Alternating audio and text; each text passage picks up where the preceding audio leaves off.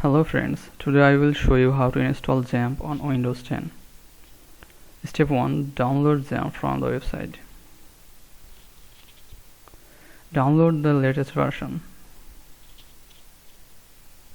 I have already downloaded it. Step 2. Install Xampp.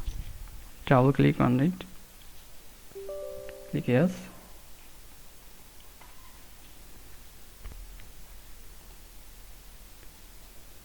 Next. Select the directory wherever you want to install. I have selected C drive.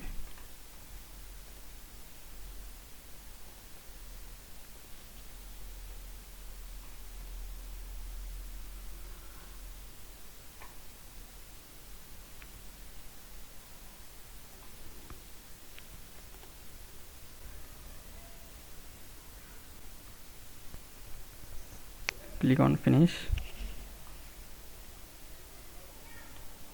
Let's check the installation. Start the Apache. Start MySQL.